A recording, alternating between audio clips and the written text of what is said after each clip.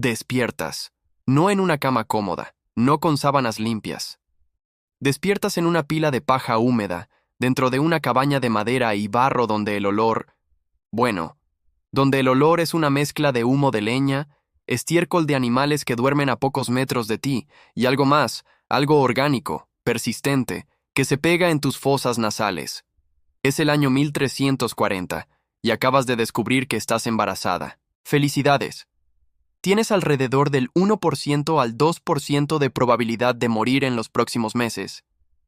Ah, ¿crees que estoy exagerando? Déjame contarte algo. Mientras hoy te quejas de náuseas matutinas y envías mensajes al grupo familiar diciendo que estás esperando bebé, las mujeres medievales escribían sus testamentos. Así es. Antes de entrar en trabajo de parto, ellas literalmente preparaban sus últimas voluntades, decidían quién cuidaría de los hijos que ya tenían, y algunas hasta pedían que sus hermanas solteras se hicieran cargo de sus maridos. Porque en la Edad Media, quedar embarazada era una ruleta rusa reproductiva. Y muchas mujeres sabían que el parto podría ser lo último que harían en esta vida. Pero calma, antes de que pienses que esto es solo dramatización para video, déjame mostrarte los números reales. Documentados. Por historiadores serios, no por mí. Estudios sobre mujeres medievales indican que la tasa de mortalidad materna se ubicaba entre el 1% y el 2% por parto. Parece poco, ¿verdad? Pero aquí está el problema. Las mujeres medievales no tenían un solo hijo.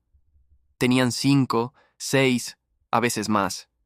Y cada embarazo era una nueva apuesta con la muerte. Los investigadores estiman que, considerando múltiples gestaciones, el riesgo a lo largo de la vida reproductiva llegaba a cerca del 5% al 6%, es decir, aproximadamente una de cada 18 mujeres casadas moría durante o poco después de un parto.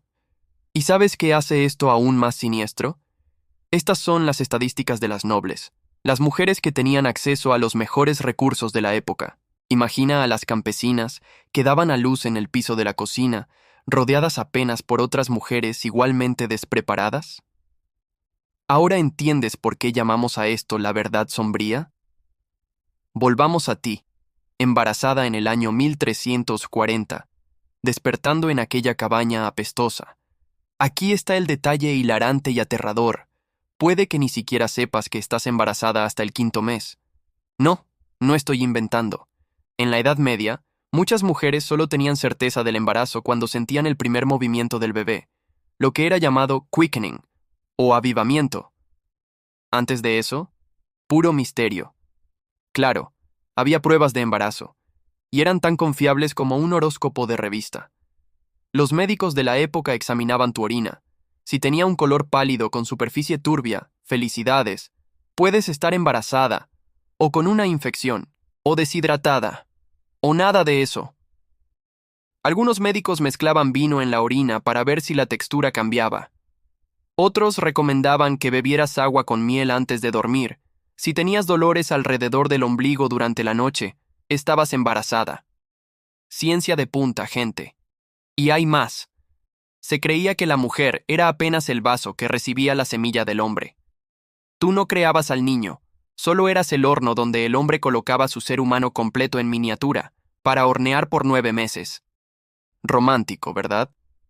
Entonces, cuando finalmente sientes esa primera patada allá adentro, caes en cuenta. Estás embarazada. Y en algunos meses, vas a entrar al evento más peligroso de tu vida. Aquí hay algo que necesitas entender sobre la Edad Media. El embarazo era visto como una bendición divina y una obligación moral. El cristianismo medieval exaltaba la maternidad. ¿Ser estéril? Era considerado una vergüenza, casi un pecado, señal de que eras inútil para Dios y para la sociedad. La infertilidad femenina era causa legítima para que el marido te repudiara. Se creía que la mujer era siempre la responsable de la infertilidad y también de la culpa de engendrar niñas en vez de niños. Porque claro, el sexo del bebé era culpa de la madre. Obvio. Si no lograbas quedar embarazada, había una infinidad de soluciones. Médicos y curanderos vendían polvos, ungüentos, dietas especiales. Podías tocar menires, esas piedras gigantes prehistóricas, frotarte en los cerrojos de las puertas, o hasta golpear los badajos de las campanas de las iglesias. Algunos registros mencionan que las mujeres se rodeaban de muñecas, creyendo que esto atraía un embarazo exitoso. Y mira, cuando la medicina falla, siempre hay brujería como plan B. Pero digamos que lograste quedar embarazada. Ahora comienza la preparación. Si fueras noble, estarías rodeada de amas, parteras y criadas. Te aislarías en un cuarto especial, calentado, silencioso, con ventanas cubiertas para evitar corrientes de aire que eran consideradas nocivas. Se encenderían velas, objetos sagrados como cruces o reliquias estarían a tu lado. Comerías alimentos específicos y rezarías diariamente pidiendo protección para el bebé. Pero si fueras campesina, continuarías trabajando en el campo hasta el último momento posible, cosechando, cargando, cuidando animales, porque la familia necesitaba comida y el embarazo no era excusa para parar. Y cuando empezaran los dolores, darías a luz donde estuvieras, en el piso de la cocina, en un granero o hasta al aire libre, con poca o ninguna preparación. Ahora viene la parte que me eriza la piel. Tanto nobles como campesinas escribían sus voluntades antes de entrar en trabajo de parto. Ellas trazaban escenarios considerando la propia muerte y la muerte del bebé. Muchas pedían que sus hermanas solteras cuidaran de sus maridos e hijos. Organizaban quién se quedaría con sus pocas posesiones. Decidían dónde querían ser enterradas, porque ellas sabían que el parto era la principal causa de muerte entre mujeres en edad fértil. Piensa en esto por un segundo. Imagina escribir tu testamento cada vez que fueras a hacer algo que, teóricamente, es natural para el cuerpo humano. Imagina sentarte con tus hijos pequeños y explicar quién los cuidará si no regresas de esta aventura biológica. Hoy en día, las mujeres publican fotos de la barriga en Instagram con filtros lindos. En la Edad Media, las mujeres firmaban documentos legales para garantizar que sus bienes no fueran robados después de que murieran sangrando en una pila de paja. La diferencia es considerable. Debes estar preguntándote, si el 1% al 2% moría por parto, ¿qué las mataba exactamente? 3 grandes asesinas: hemorragia, infección y obstrucción. Hemorragia, sangrado descontrolado después del parto, era fatal en muchos casos. Sin transfusiones de sangre, sin medicamentos para controlar el flujo, una mujer podía literalmente desangrarse hasta morir mientras sostenía a su bebé recién nacido. Infección, especialmente la temida fiebre puerperal, mataba a mujeres días o semanas después de un parto que parecía haber ido bien. Las bacterias entraban durante el parto, porque nadie sabía qué eran las bacterias, y se esparcían por el cuerpo. La mujer desarrollaba fiebre alta, delirios, y moría en agonía, obstrucción, cuando el bebé simplemente no podía nacer. Pelvis estrecha, posición incorrecta del feto, bebés demasiado grandes. Cuando esto sucedía, las parteras intentaban maniobras manuales o usaban herramientas rudimentarias como ganchos e instrumentos de metal para arrancar al bebé, lo que rara vez resultaba en la supervivencia de madre o criatura. ¿Cesáreas? Sí, existían, pero se hacían solo en mujeres que ya estaban muertas para intentar salvar al bebé. La cesárea en mujer viva solo se volvería una práctica aceptada siglos después, y aún así, con altísima mortalidad. Antes de seguir adelante, quiero que te detengas y pienses, ¿cuántos días durarías en esas condiciones? Sin anestesia, sin antibióticos, sin ultrasonido para saber si el bebé está bien posicionado. Sin médicos, solo mujeres mayores que sobrevivieron a muchos partos y que basaban todo el conocimiento en experiencia y superstición. ¿Puedes imaginar pasar por esto 5, 6 veces en la vida? Deja tu respuesta en los comentarios. Quiero saber si tendrías el valor. Y si crees que las mujeres modernas que se quejan del parto no saben lo que es sufrimiento de verdad, bueno, tal vez tengas razón. Porque lo que viene a continuación te mostrará exactamente cómo esas mujeres enfrentaban el momento más peligroso de sus vidas, y por qué algunas prácticas medievales eran tan bizarras que te preguntarás si realmente creían que aquello funcionaba. Ellas creían, porque era todo lo que tenían. Entonces, ¿dónde estábamos? Ah, sí. Estás embarazada en el año 1340, acabas de escribir tu testamento, y ahora llegó la hora. Los dolores comienzan. Sientes la primera contracción, esa sensación de que tu cuerpo está siendo exprimido por dentro. Y luego otra, y otra. Vienen en olas, cada vez más fuertes, cada vez más frecuentes. Si eres noble, ya estás en tu cuarto de parto desde hace semanas. Si eres campesina, bueno, intentas terminar de alimentar a las gallinas antes de que llegue la siguiente contracción. Ahora comienza la verdadera pesadilla medieval. Y no estoy hablando de dragones o caballeros. Estoy hablando del hecho de que los hombres tenían prohibido entrar a la sala de parto. ¿Médicos? Solo en casos extremísimos, tipo, la reina está dando a luz al heredero del trono y algo salió terriblemente mal. El parto era asunto exclusivo de mujeres. Y eso significaba que todo el conocimiento médico de la época, ya limitado, simplemente no estaba disponible cuando más lo necesitabas. Entonces, ¿quién te ayudaba? Parteras. Seamos justos. Las parteras medievales eran las mujeres más experimentadas que existían. Habían asistido decenas, a veces cientos de partos. Sabían leer las señales del cuerpo, sabían cuándo algo estaba mal, y muchas veces lograban salvar vidas usando solo sus manos y conocimiento empírico. Pero aquí está el problema. Ellas no sabían por qué las cosas salían mal. No entendían de anatomía interna, no sabían sobre infecciones bacterianas, no tenían acceso a ninguna herramienta más allá de sus propias manos, y había reglas rígidas. Una partera necesitaba ser una mujer de buen carácter, confiable, respetada en la comunidad. Porque si algo salía mal, la culpa caería sobre ella. Y si era acusada de brujería o mala conducta, su carrera, y posiblemente su vida, terminaba ahí. Ellas hacían un juramento diciendo que no conservarían nada del parto, ni el cordón umbilical, ni la placenta. Todo necesitaba ser debidamente destruido para que no fuera usado en hechicería. Sí, porque en la Edad Media, las personas genuinamente creían que alguien podría usar tu placenta para maldecirte. La vida era complicada. Ahora viene la parte que te hará preguntarte, ¿esto realmente sucedió? Sí, sucedió, y está documentado en tratados médicos de la época. Cuando el trabajo de parto comenzaba, el cuarto era preparado de forma casi ritualística. Si fueras noble, las ventanas eran cubiertas con tapices pesados para bloquear toda la luz posible. La idea era recrear el útero, cálido, oscuro, silencioso. Se creía que mucha luz podría dañar los ojos de la madre o del bebé. Se encendían velas, se colocaban crucifijos cerca de la cama, se mantenía agua bendita en el cuarto, se colgaban imágenes religiosas en las paredes, y si tenías dinero, un sacerdote se quedaba afuera rezando.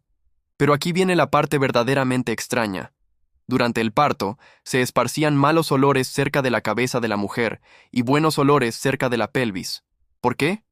Porque creían que esto incentivaba al bebé a salir, como si el feto dijera, aquí arriba está apestando, mejor bajo. Lo sé que parece locura, pero era práctica documentada, y era todo lo que ellas tenían. Además de eso, se recitaban oraciones constantemente. Invocaciones a la Virgen María, a Santa Margarita de Antioquía, patrona de las gestantes, y a otras santas.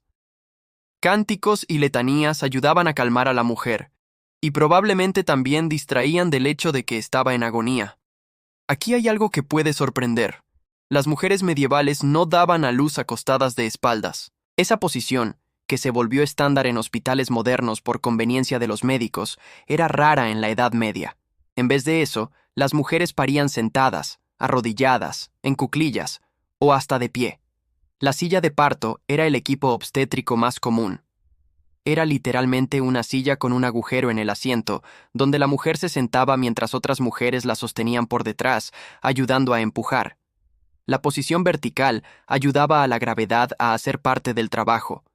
Si el parto era difícil, la mujer era colocada de pie o de rodillas, con otras mujeres sosteniendo sus brazos. Algunas fuentes mencionan que las parteras eventualmente mecían a la mujer de un lado al otro, con la esperanza de que el movimiento ayudara al bebé a reposicionarse. Y mira, aunque esto parezca primitivo, la ciencia moderna concuerda en que las posiciones verticales generalmente facilitan el parto. Entonces, en ese aspecto, las mujeres medievales tenían razón, pero cuando nada de esto funcionaba, ahí las cosas se volvían sombrías. Hablemos del elefante en la sala, o mejor, del bebé atrapado en el canal de parto. Cuando un bebé no podía nacer naturalmente, las parteras tenían pocas opciones, y ninguna de ellas era buena. Primero, intentaban maniobras manuales, literalmente metiendo la mano dentro de la mujer para intentar voltear al bebé o jalarlo hacia afuera. Esto se hacía sin anestesia, sin lubricación adecuada y sin ninguna comprensión de anatomía interna. El dolor era inimaginable. Si esto no funcionaba, quedaba una opción: instrumentos, herramientas de metal, ganchos, fórceps rudimentarios, cuchillos, eran usados para desmantelar al bebé dentro del útero y removerlo en pedazos. Esto era llamado embriotomía, y era exactamente tan horrible como suena.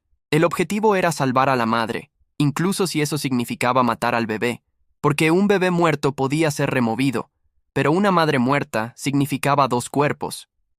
Y sí, esto frecuentemente causaba hemorragia severa e infecciones que mataban a la madre de todas formas. Pero, ¿y las cesáreas? Preguntas. Sí, las cesáreas existían en la Edad Media. Pero aquí está el detalle crucial. Se hacían solo en mujeres que ya estaban muertas. Si una madre moría durante el parto, y había razón para creer que el bebé todavía estaba vivo, la partera, o hasta el marido, si él autorizaba, abría el vientre de la mujer para intentar salvar a la criatura. Esto se llamaba cesárea post-mortem, y hay registros documentados de bebés que sobrevivieron a este procedimiento en la Edad Media. ¿Pero cesárea en mujer viva? Solo comenzó a volverse una práctica aceptada en el siglo XVIII, y aún así, con tasas de mortalidad altísimas. Antes de eso, era considerado asesinato. La lógica medieval era no matar y dejar morir, es decir, era mejor dejar que la naturaleza siguiera su curso, incluso si ambos morían, que matar activamente a la madre abriendo su barriga. La ética era complicada. Si todo salía bien, sí, la partera finalmente cortaba el cordón umbilical. Y aquí viene otro detalle extraño. El cordón era cortado en el largo de 4 dedos. Pero si era un niño, algunas parteras dejaban un poco más de cordón para precaver su virilidad. Sí, ellas realmente creían que el tamaño del cordón umbilical estaba ligado a la masculinidad futura del bebé. Ciencia medieval, gente. Después de eso, el cordón y la placenta eran inmediatamente quemados o enterrados para evitar que fueran usados en rituales de brujería. Porque, nuevamente, la paranoia era real. Digamos que sobreviviste. El bebé nació. Ustedes dos están vivos.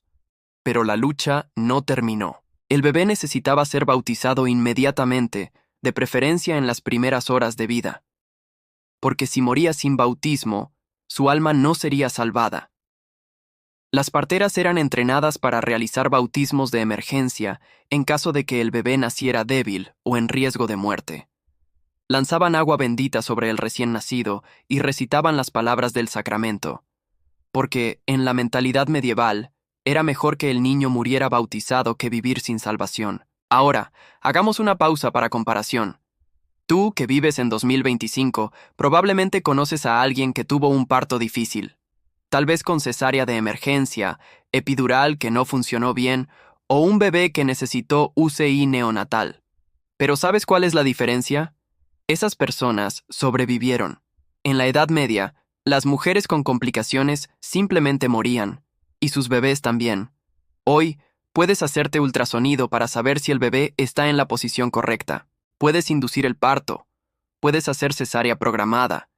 Tienes anestesia, antibióticos, transfusiones de sangre. Tienes opciones. Las mujeres medievales no tenían. Tenían fe, parteras experimentadas y una dosis gigantesca de suerte. Aquí está mi pregunta para ti. ¿Cuál de estas prácticas te impactó más? ¿Fue el hecho de que esparcían malos olores cerca de la cabeza de la mujer? ¿Fue saber que las cesáreas solo se hacían en mujeres muertas? ¿O fue darte cuenta de que el tamaño del cordón umbilical era elegido con base en el sexo del bebé? Déjalo en los comentarios, porque quiero saber qué pasa por tu cabeza cuando descubres que la época romántica de los castillos era, en realidad, una era donde las mujeres escribían testamentos antes de dar a luz. Y mira, si estás disfrutando este viaje histórico loco, suscríbete al canal, porque todavía tenemos mucha más locura documentada para explorar, y la próxima parte te mostrará los casos más extremos y las consecuencias de las que nadie te habla sobre sobrevivir, o no, al parto medieval. Gracias por ver. Nos vemos en la próxima parte. Despiertas de madrugada con una sensación extraña. No es dolor todavía. No exactamente. Es como si tu cuerpo estuviera apretando por dentro, preparándose para algo que no controlas. Las contracciones están comenzando. A tu alrededor, en la oscuridad de la cabaña, escuchas la respiración pesada de tu marido, el chirrido de las ratas en las vigas de madera, el mugido distante de una vaca. La paja bajo ti está helada y húmeda.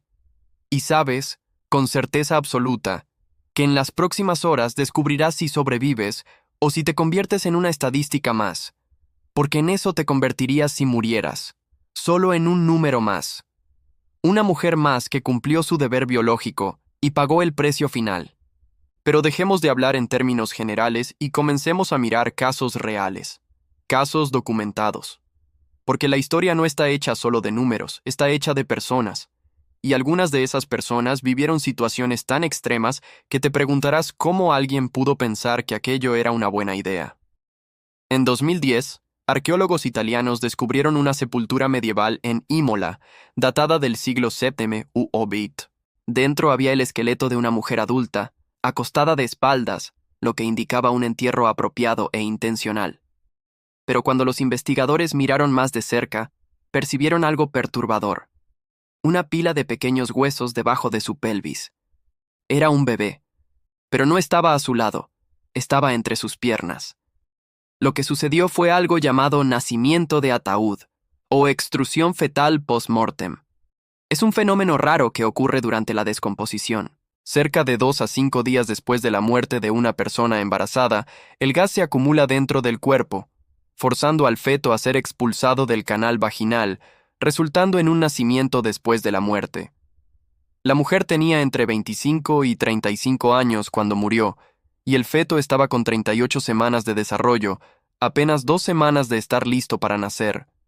Sus piernas todavía estaban dentro del cuerpo de la madre, pero su cabeza y parte superior habían caído debajo de la cavidad pélvica.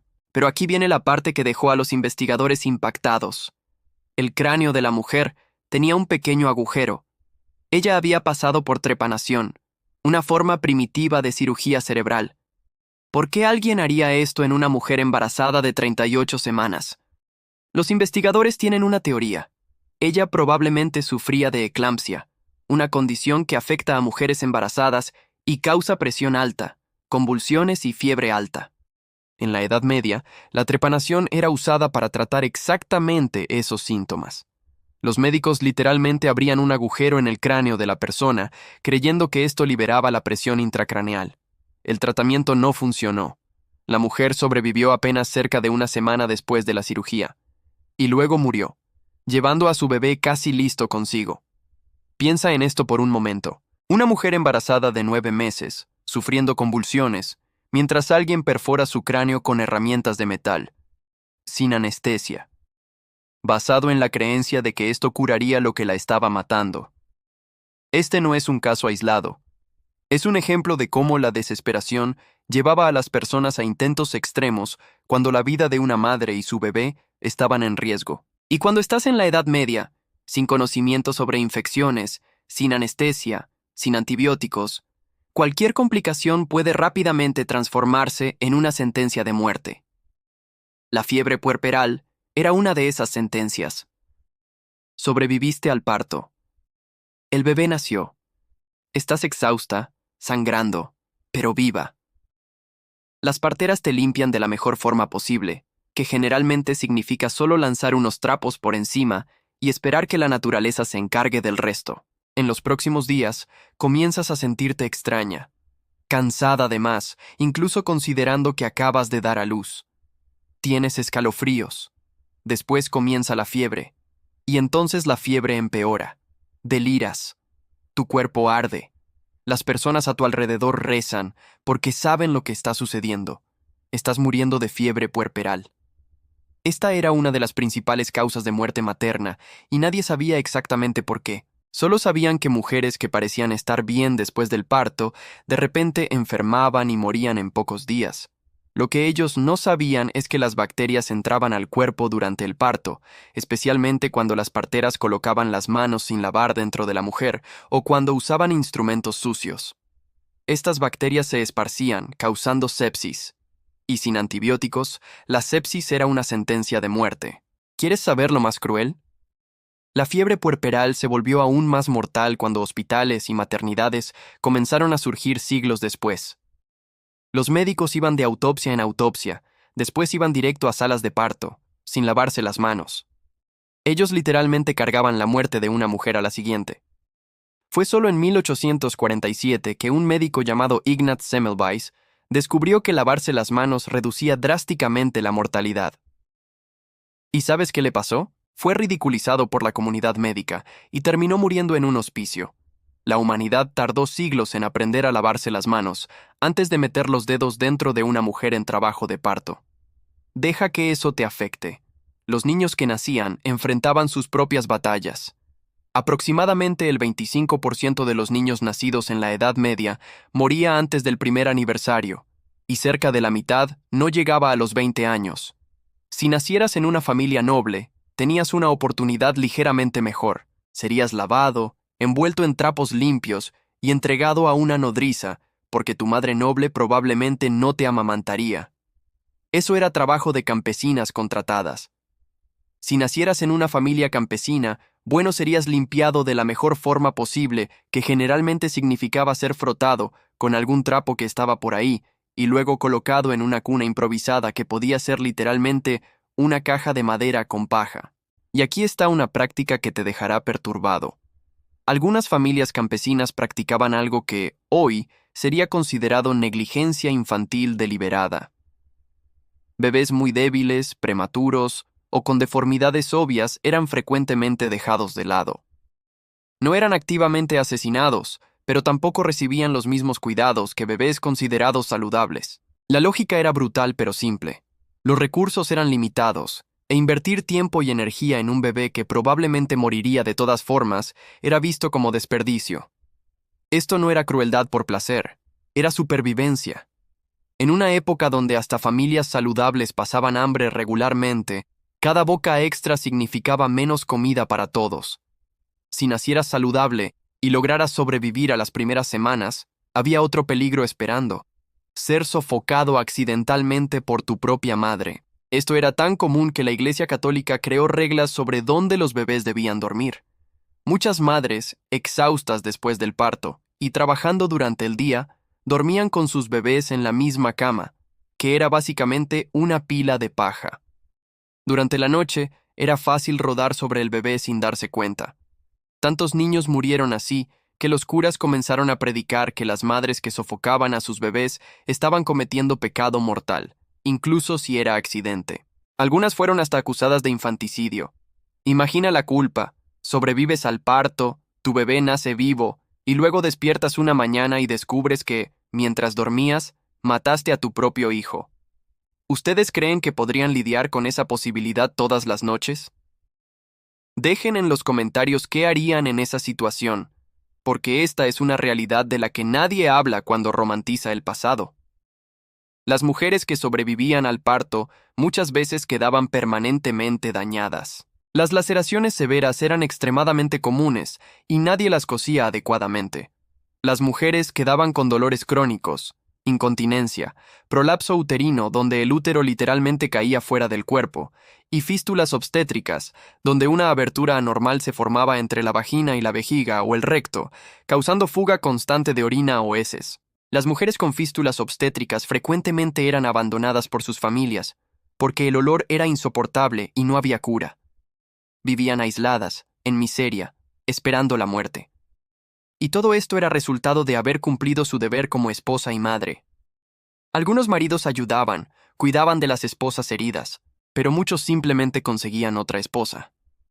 Porque en la Edad Media, especialmente entre nobles, las mujeres eran valoradas principalmente por su capacidad de engendrar herederos. Si no podías hacer más eso, tu valor disminuía drásticamente. Hay registros documentados de hombres nobles que se casaron varias veces, no porque fueran viudos, sino porque sus esposas quedaban incapaces de tener más hijos después de partos complicados. Y la Iglesia generalmente permitía anulaciones o separaciones en esas circunstancias. En el siglo XIX en Suecia, en 7 parroquias estudiadas, fueron observadas 170 muertes maternas, lo que representa 595 muertes por 100.000 nacidos vivos. Eclampsia, obstrucción del parto y hemorragia fueron responsables por 92 de esas muertes. Y aquí está el detalle importante. De 14 mujeres casadas, una moría de parto. Una de cada 14. Y esto es en el siglo XIX, con medicina ya más avanzada que en la Edad Media. Las muertes maternas representaban entre el 40% y el 50% de todas las muertes de mujeres en las edades centrales de reproducción. Piensa en lo que esto significa. Si eras una mujer entre 20 y 35 años en la Edad Media, tu principal causa de muerte no era enfermedad, no era accidente, era simplemente intentar traer una vida al mundo. Los niños que perdían a sus madres tenían una probabilidad de muerte drásticamente aumentada, porque ¿quién los cuidaría? El padre probablemente estaba trabajando en los campos o guerreando. Las abuelas, si todavía estaban vivas, ya eran demasiado viejas. Tías y hermanas mayores asumían el papel, pero frecuentemente ya tenían sus propias familias. Entonces, esos niños huérfanos de madre muchas veces eran descuidados, desnutridos, y morían jóvenes también. Una única muerte materna creaba un efecto en cascada de tragedia que podía diezmar a una familia entera en pocos años. Pero hay algo aún más perturbador que necesita ser dicho. Muchas de esas mujeres eran adolescentes. Aunque la edad promedio de matrimonio variaba, muchas niñas nobles se casaban entre los 14 y 17 años, y poco después se esperaba que quedaran embarazadas. Cuerpos que todavía estaban creciendo eran forzados a sostener un embarazo y pasar por un parto. Niñas con pelvis no completamente desarrollada enfrentaban riesgos aún mayores de obstrucción durante el parto. Pero eso no importaba, porque el deber de engendrar herederos superaba cualquier consideración por la salud o seguridad de la niña. ¿Cuál de ustedes tendría el valor de mirar a una niña de 14 años hoy y decir que debería estar preparándose para un parto que puede matarla? Comenten ahí, porque quiero saber si ustedes pueden realmente visualizar esa realidad. La Edad Media no tenía concepto de consentimiento informado.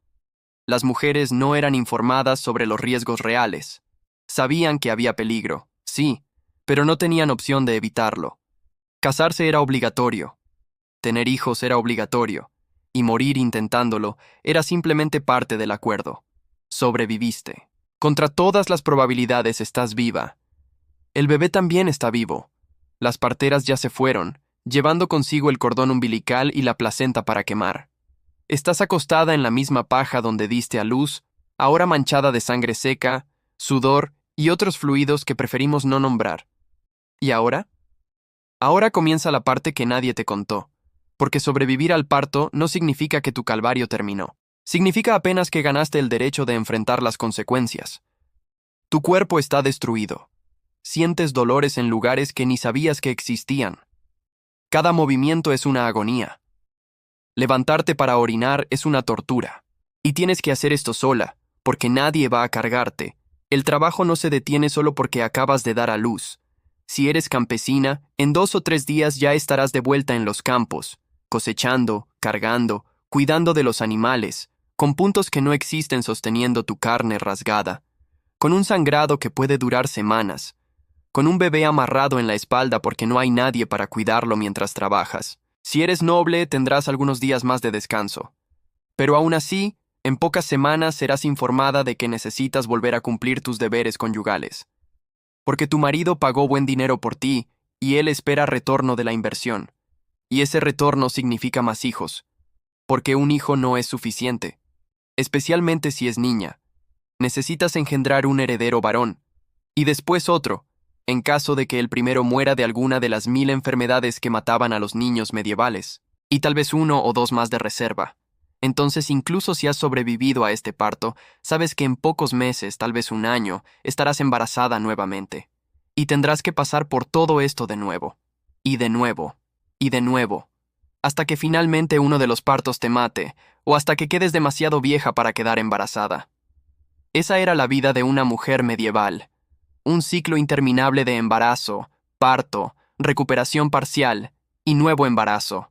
Sin pausa, sin opción, sin escape. Pero hablemos de algo que raramente se discute, el impacto psicológico de todo esto. Porque no era apenas el cuerpo el que sufría, era la mente también. Imagina vivir sabiendo que cada vez que quedas embarazada, estás literalmente apostando tu vida. Imagina ver a tus amigas, tus hermanas, tus primas, morir una tras otra durante partos. Imagina asistir a funeral tras funeral de mujeres jóvenes, saludables, que simplemente tuvieron la mala suerte de quedar embarazadas. Hoy llamamos a esto trauma. En la Edad Media lo llamaban destino. Hay registros en diarios y cartas de mujeres nobles que describen el terror que sentían al descubrir que estaban embarazadas nuevamente. Algunas escribían despedidas anticipadas para sus hijos. Otras hacían peregrinaciones desesperadas a santuarios, suplicando a santos por protección. Y algunas simplemente se resignaban a la muerte, viendo el próximo embarazo como una ejecución pospuesta. ¿Y saben qué es lo más perturbador? La sociedad veía esto como normal, como natural, como el precio que las mujeres pagaban por existir. Los curas predicaban desde los púlpitos que los dolores del parto eran castigo por el pecado original de Eva, que las mujeres merecían sufrir porque la primera mujer comió una manzana en un jardín mítico, que el dolor y el riesgo de muerte eran literalmente parte del plan divino. Entonces no solo tenías que enfrentar el terror físico del parto, también tenías que aceptar que tu sufrimiento era merecido, que era tu culpa, que estabas pagando por un crimen que ni cometiste. ¿Cuántos de ustedes podrían vivir con eso? ¿Con la certeza de que la sociedad entera cree que mereces morir en agonía? Digan en los comentarios, porque esta es una realidad que nuestra generación ni siquiera puede procesar completamente. Pero no todo era desesperación. Había momentos de humanidad, de solidaridad femenina que brillaba incluso en las circunstancias más sombrías. Las mujeres que comparecían a los partos no estaban ahí apenas por deber. Muchas estaban ahí porque les importaba, porque entendían el terror que la parturienta sentía, porque ellas mismas habían pasado por eso. Había un vínculo entre esas mujeres, una hermandad silenciosa forjada en la sangre y el dolor compartidos. Cantaban canciones para calmar a la mujer en trabajo de parto, sostenían sus manos, limpiaban su sudor, susurraban palabras de aliento, y cuando todo terminaba, cuando madre y bebé sobrevivían, había una celebración genuina, porque todas ahí sabían cuán cerca de la muerte había estado aquella mujer.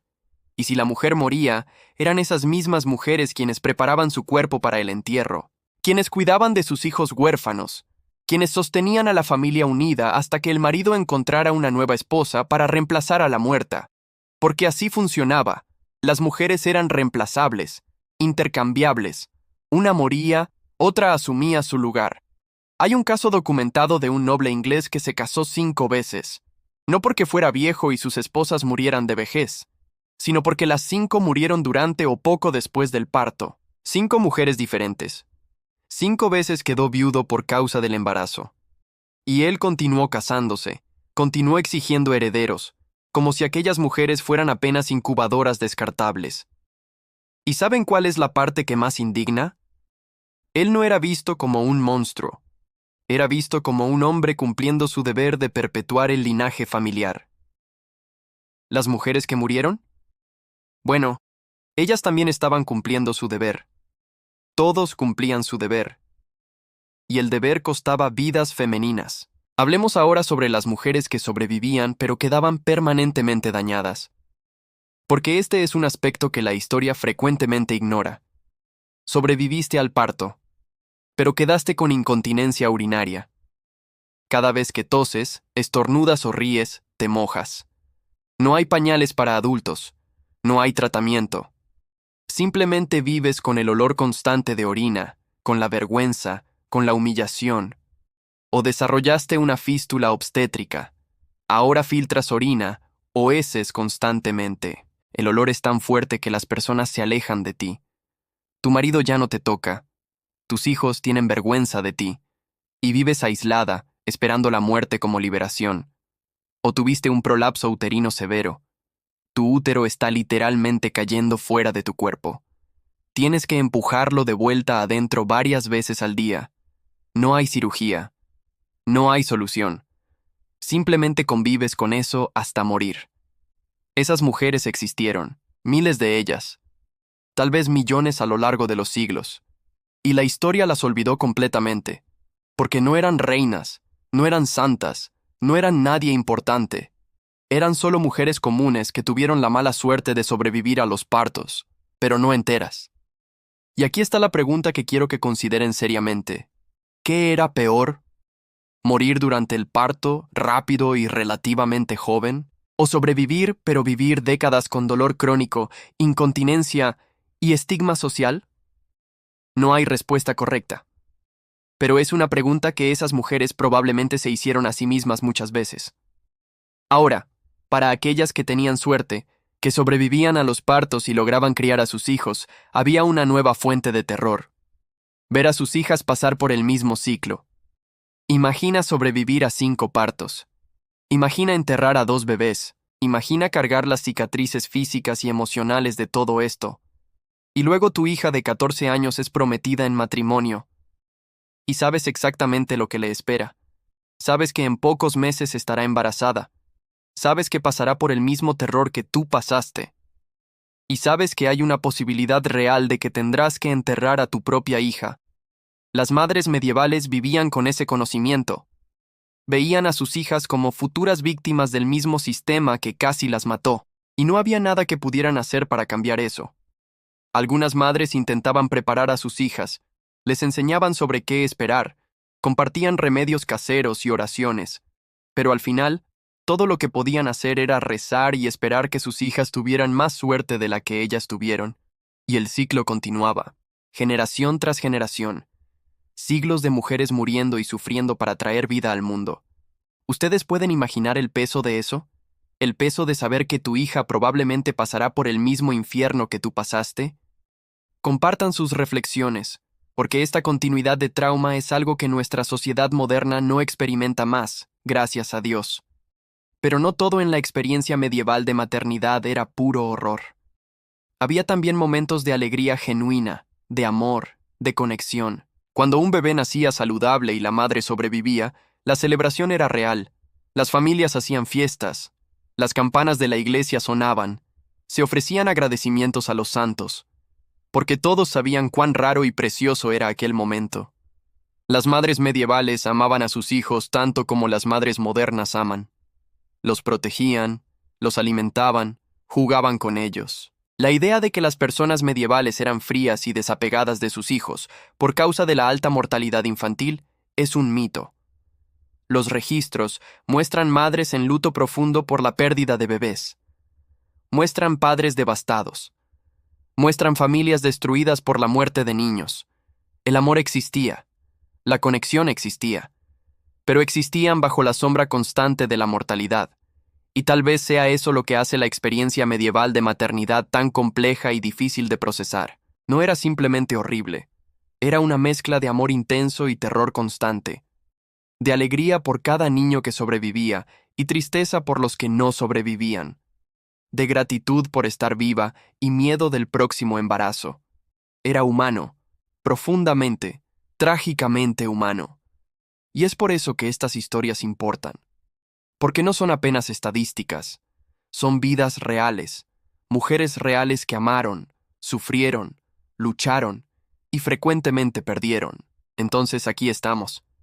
Pasaste por todo esto conmigo, viste los números, conociste las prácticas, entendiste el horror diario que era ser una mujer en edad fértil en la Edad Media, y ahora probablemente te estás preguntando, ¿cómo diablos la humanidad sobrevivió? La respuesta es simple y brutal, a costa de millones de mujeres. Literalmente, la civilización que conocemos fue construida sobre pilas de cuerpos femeninos. Cada castillo, cada catedral, cada reino medieval existía porque las mujeres estaban dispuestas, o mejor, eran forzadas, a arriesgar sus vidas repetidamente para mantener la población estable. Porque seamos honestos sobre los números reales.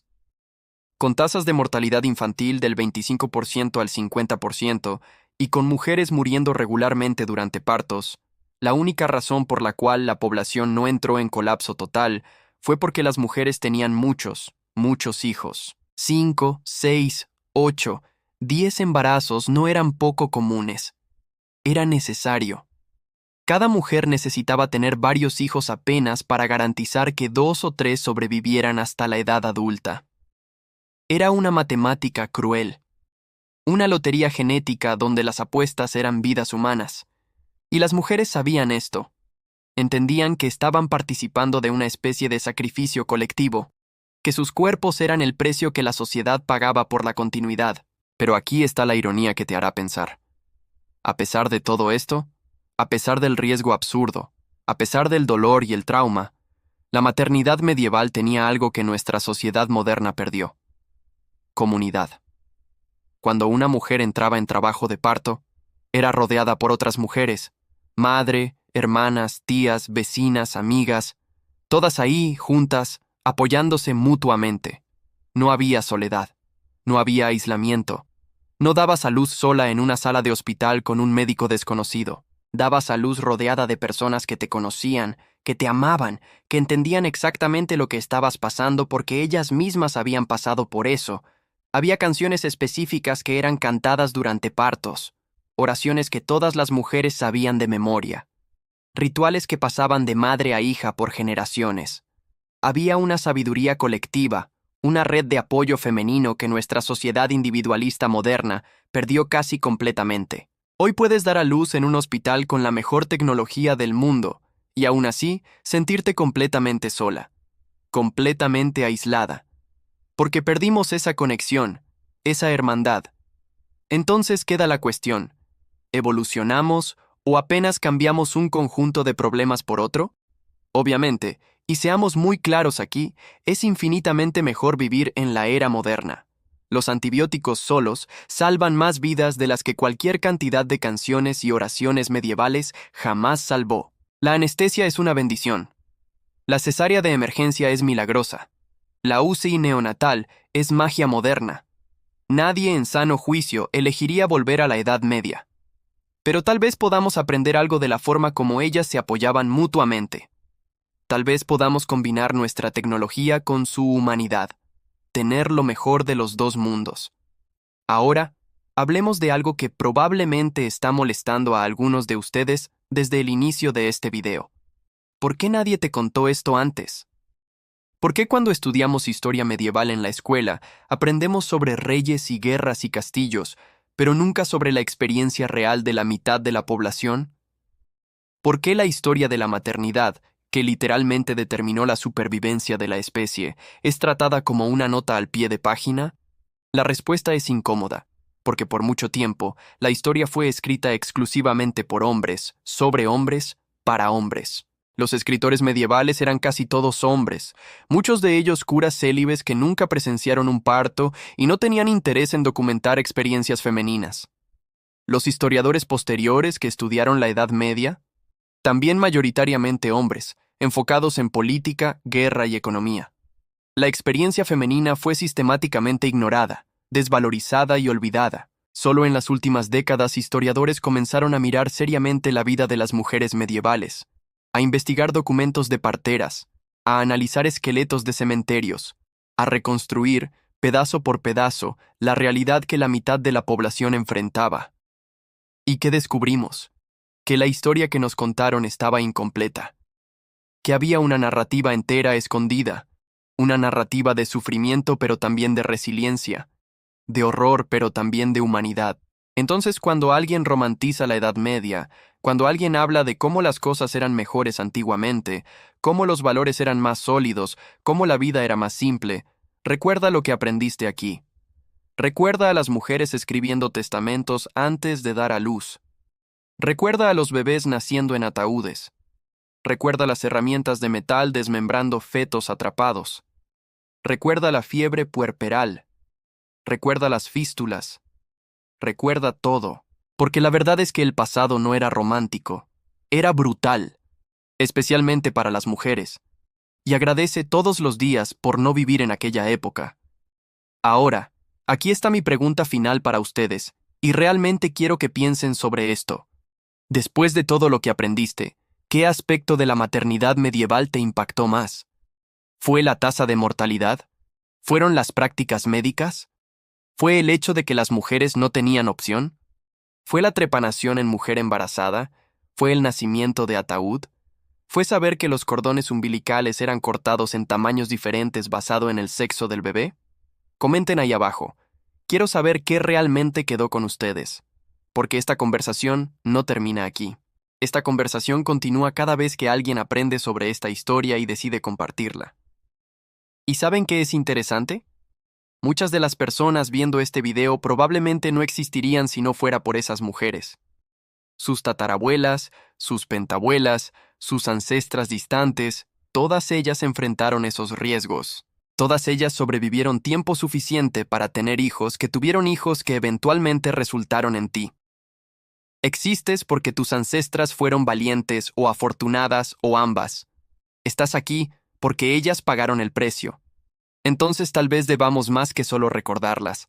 Tal vez debamos honrarlas, no romantizando su sufrimiento, sino reconociéndolo, no fingiendo que era bonito, sino aceptando que era necesario, dado el conocimiento y tecnología de la época. Y tal vez debamos usar ese conocimiento para hacer mejor. Para garantizar que las mujeres modernas tengan acceso a cuidados médicos adecuados. Para luchar contra la mortalidad materna que todavía existe en países pobres. Para apoyar investigaciones en salud reproductiva, para crear sistemas de soporte para nuevas madres. Porque aunque no vivamos más en la Edad Media, la maternidad todavía es difícil, todavía es peligrosa en muchos lugares, y todavía hay mucho trabajo por hacer. Pero al menos ahora saben de dónde venimos, saben cuán lejos llegamos, y pueden apreciar, realmente apreciar, el milagro que es traer vida al mundo en el siglo XXI. ¿Cuántos de ustedes van a mirar diferente a sus madres después de esto? ¿Cuántos van a abrazar a sus abuelas con un nuevo respeto? ¿Cuántos van a agradecer silenciosamente por haber nacido en esta época y no hace 700 años? Digan en los comentarios, compartan sus reflexiones, cuenten historias de sus propias familias, porque al final, de eso se trata, conexión humana a través del tiempo. Entender que las personas del pasado no eran tan diferentes de nosotros. Solo tenían mucho menos recursos y enfrentaban probabilidades mucho peores. Antes de cerrar, quiero dejarlos con un pensamiento final. Existe un mito popular en Internet que dice que 1 de cada 3 mujeres medievales moría durante sus años fértiles. Como vimos, los números reales eran un poco mejores que eso, cerca de 1 en 18 para la vida reproductiva entera. Pero incluso esa estadística más precisa es aterradora cuando realmente piensas en ella. 1 en 18 mujeres casadas. Mira a tu alrededor. Piensa en las 18 mujeres que conoces. Una de ellas no habría sobrevivido si estuvieran en la Edad Media. ¿Cuál sería? ¿Tu madre?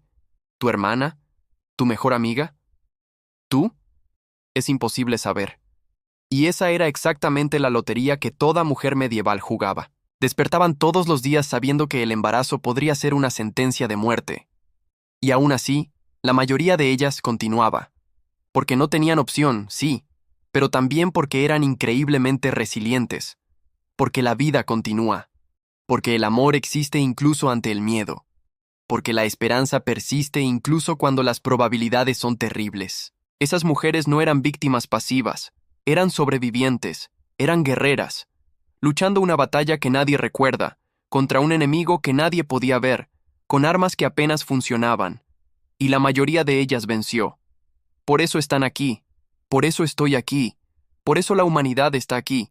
Entonces tal vez, al final, la verdadera lección no sea sobre cuán terrible era el pasado, sino sobre cuán increíble es la resiliencia humana, sobre cómo las personas encuentran maneras de sobrevivir, de amar, de crear vida incluso en las circunstancias más imposibles. La maternidad medieval costaba vidas, millones de ellas, pero también creó toda la civilización que conocemos. Y eso merece ser recordado. Si llegaron hasta aquí, si vieron esta serie entera, muchas gracias, en serio.